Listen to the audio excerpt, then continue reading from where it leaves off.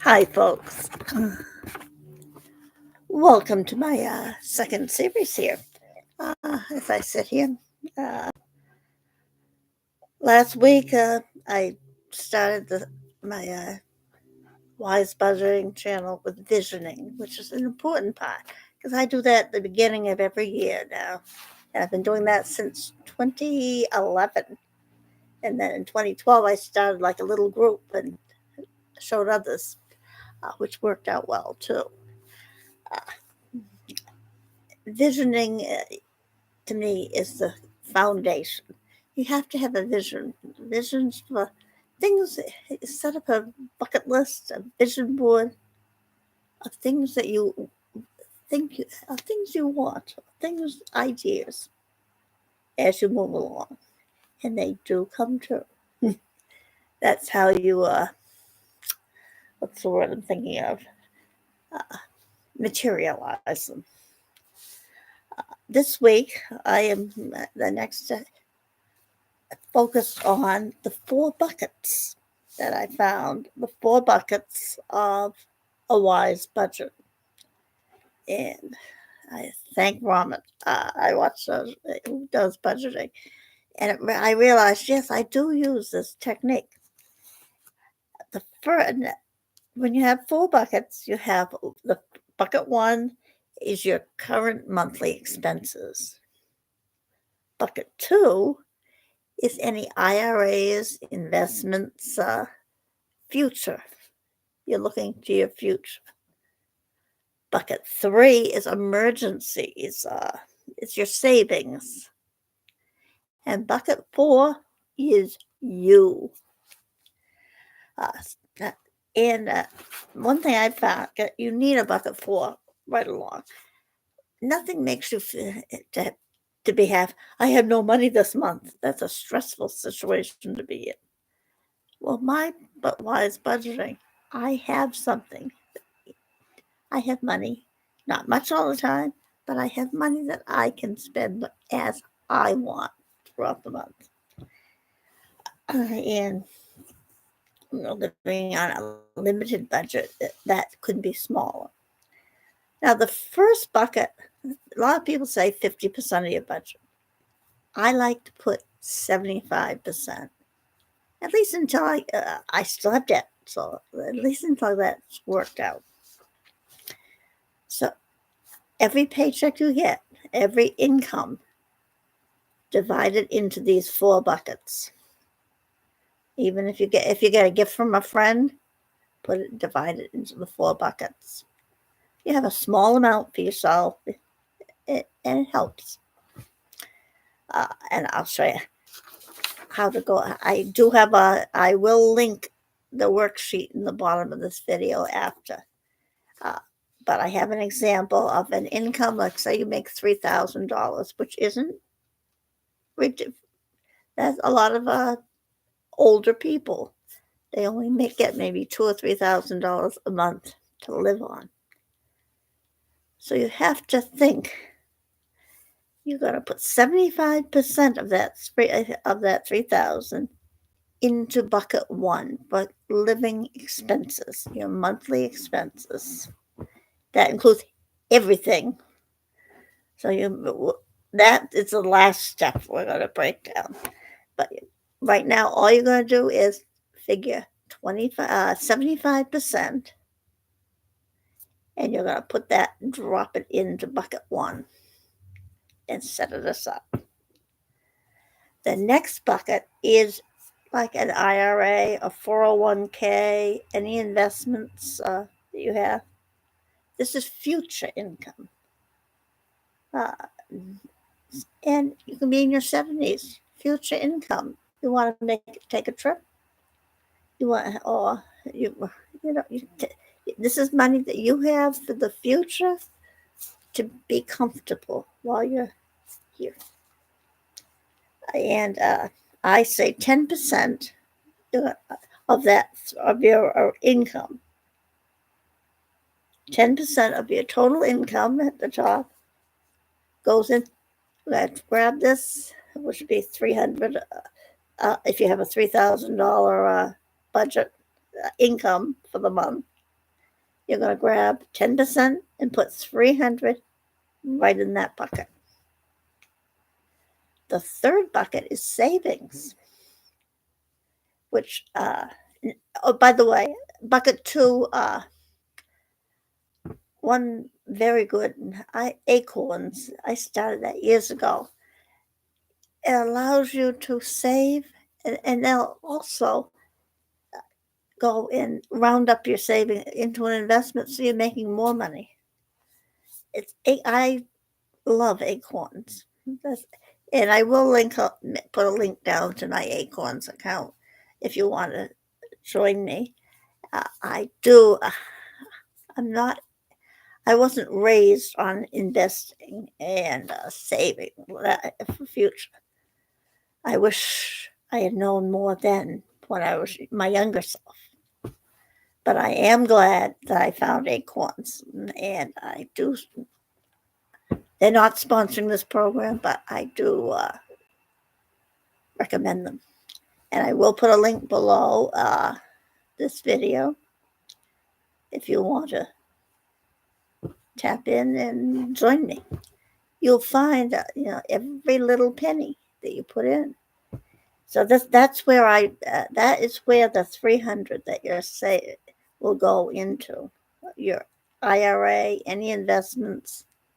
If you have two or three, then you might have to. If you have two or three, like say you're investing, you already have maybe a 401k, and you want to add an IRA, it would be 150 in each, but no more than the 300. Now back to savings. Bucket three. This is where people fail to think. Say emergencies come up all the time, and they're a part of our lives. So another 10%, which would be another 300, I've learned to put into an emergency account that I can go to in a true emergency. Now, if you take out of the emergency account, remember you have to put back in because you're borrowing from you, interest free too. So if you want to charge yourself interest, go right ahead. And this savings should be a high interest, high yield account, one that's earning the most interest for you. A credit union, just shop around for the highest highest yield savings percentage, and use that. You can always move it to another one if there's a higher one some down the road. But make money. Wow. I've learned to grow the money. And you're going to put the 10,000, so you're going to allocate another 10% to this bucket, which is another 300 in there. And then we have the fourth bucket. This is your guilt-free cash bucket. This is you for the month. In this bucket, you're going to take the remaining 5%, which in this case is $150. You're going to allocate $150 in bucket 4. Now you have assigned every dollar a job to do. And which, when I get down to bucket 1, which will be another series, you'll see how every dollar works, or you need a budget. Works. But now that you have your buckets filled, and you do this ahead of time, you know how much you're making, you can figure out how much, 75, you know what's in each bucket for next month. So the month rolls around and you get your check. You're going to start in reverse. Bucket 4, You see that bucket? You allocated $150. Go to the bank, withdraw $150 from it. This is your money for the month. And then I suggest having an envelope when you get home for each month that you're going to divide it up. You have $150 for the month. And on the front, you'll have 5 envelopes. Some months have a 5th month, so I always include a 5th. Some don't. And what you're going to do then is you're going to take that 150 and split it up. The last one will have, I think, an extra dollar in it. In this case, so half would be 75, and half a quarter of so a quarter would be 33.50. Is it 75? 75, 37.50 or something like that. So make sure you get enough loose change so you have it exact. So you're going to put 34, let's say 50, in the first envelope. You're going to put 34.50 in the second envelope. Oh, wait a minute. That's be 75 divided 80. $35, say. 35. Third envelope, another 35. The fourth envelope, the remainder. So that would be whatever remaining in the fourth envelope. So now you have bucket 4 allocated to savings. So now you're going to put aside 2, 3, and 4 one the way. In the first week of the month, this is you can spend this. This is your money for the week. $35 is all you need. Because you have money allocated for expenses. You have money in savings. You have money for the future. This is you. It feels good to have something tangible. Now, if you don't spend anything out of it, at the next week, you're going to take that, say, 35 out and add it to this week 2. Now you have $70. And say you want to take your daughter comes to visit you, and you want to take her out to lunch. You can now have $70. That's yours. Without touching a credit card, you can go out, find a nice restaurant. You don't need to spend. She just wants the time with you to talk, to enjoy you. You don't need to spend all kinds of money. A cup of coffee, donut, something like that. You have the money in there. Say you spend, you decide to take your daughter out to lunch. You spend $50. You have $20 left in there. Well, when the next week comes along, you're going to take that $20. That's a 20. Yeah. You'd have 35 and what did I say? You put 30 in 35, 70, right? So you have $20. You take that $20 that's left from the previous weeks and add it to the third envelope. So now you have 35 plus 55 in the third week. You might say, oh, you might be out shopping. I need maybe something, and you end up spending $15 out of this. So 30 minus is another $20. So you have 35 and 20. 35 and your 20th there is 55. So you take out, you've spent 15, so that's 30. You're going to add it to your last envelope and you have 65. Now Now, if you don't spend that, you can always use it envelope 5 for a 5th week. Anything you don't spend in that week, put it in your 5th week envelope.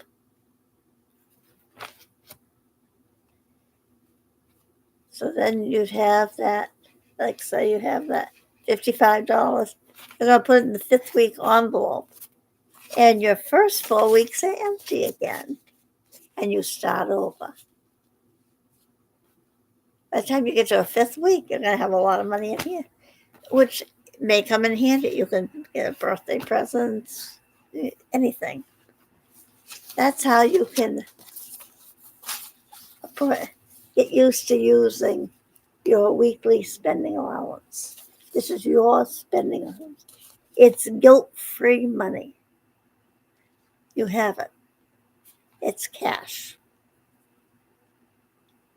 And you can eventually get used to when you're rotating those envelopes around, you can get used to eventually weaning off the credit cards. I happen to use my credit cards a little more this winter, but I will be weaning off them again because I hate interest. So this is how you wean off. The first thing you're going to do is take care of you for the month with your guilt-free envelopes. And then you're going to take, and you can have that automatically set to do. Wherever the checking is that you have, automatically have it set. But when you get your check or your money or your income, it takes $300 and moves it into that savings account. Whatever high yield in savings you set up. So that will move it in. So you have $300 for emergency only. We'll discuss that in a later series. And you're going to do the same with your bucket 2. You're going to have it set up to move that money into your IRA, into your 401k, divvied up, to whatever you have. And that is basically what the 4 buckets are. And in the next week, now you just have 1 bucket left. That's for next week. So your assignment for this week is go through everything, make a list of all your expenses that you have. And I'll show you how to break them down. You're going to write down what the expense is, the amount, the due date, and what your monthly, and if you owe anything in the back, if you have any outstanding past due on that account. And I'll show you how because we want to pay everything current, and then take care of the past due. So that is your assignment for this week. For next week, make a list of all your expenses, and I look forward to your comments, and it'll help you to. I just wish that when we were younger, we were taught more about finances and budgeting. Life, those are things that are relevant to life, but they weren't taught. It was pushed back for us to struggle with. I want to help you to lead a better life, a wiser life. And so I would like to invite, so if this has been something that has helped you wrap your head around taking control of your budget, uh, let me know. And so this week you're going to let me know how this has helped you. And I'd appreciate it if you would like and share it to help grow my YouTube channel. And I look forward to your comments and suggestions. And I will link the 4 buckets below. Uh, and on the end, I have you. Now, if it's you and a spouse, or you and a friend, or you and a sibling living in the house, you're going to take your income in one column, as you see on the breakdown, and their income on the second, and you're going to, and for everything, you're going to, the first 4 buckets, the buckets 2, 3, and 4 will be independent of each other. Your income, it will be broken down. Their income will be broken down into the buckets. They will have their own set of envelopes. And however they manage it, it's up to them. If they run out of money, it's up to them. But if you run out of money at the end of the week and you had nothing in the envelope, you'll have 35 for next year. Well, if you have, in this case, you'd have 35, depending on how much you have it in your income that comes in every month. But it's your money, and you each would have your own set of envelopes. This is your money, and those are their money. If you run out, you have to wait until next week to tap into envelope 2. It's all in training your brain to think differently, and it is possible. So I'll link the 4 bucket chart. You can break it down. If you're living with 4 or 5 people, it's even easier. You each have your own envelopes, your own savings, your own IRA that you're growing. And in this way, when you build up every month, by the $300, if you're having a saving in your emergency, at the end of the year, you're going to have $3,600 in there. And if in that time, say your car needs a new tires or something, that I consider an emergency. You will have the funds in that savings account to go out and get. What a feeling of freedom. And you also have money growing in your IRA, which hopefully is also giving interest. And knowing that at the end of the year you'll have, well, you think you can grow it up to 7,000.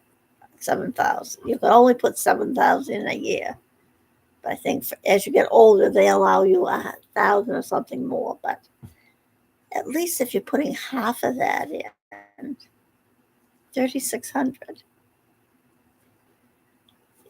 you're that much closer to financial security in your as you get older.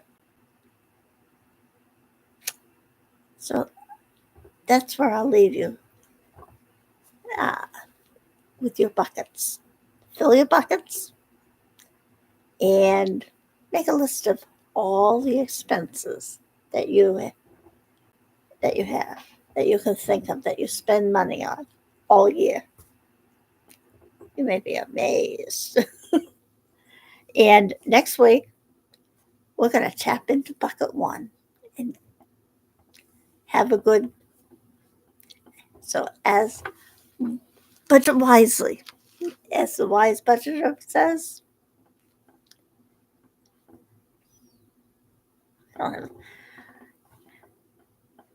Have a good week. Thank you.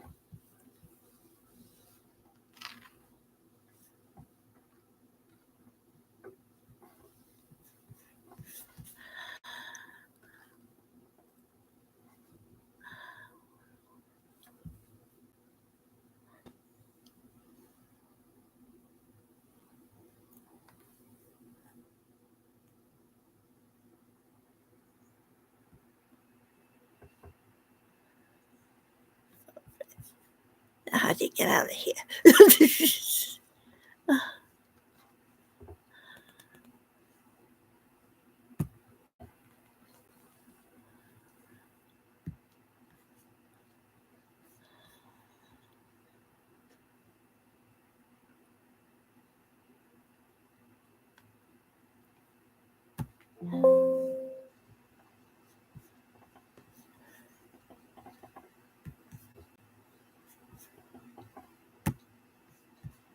I think I found it.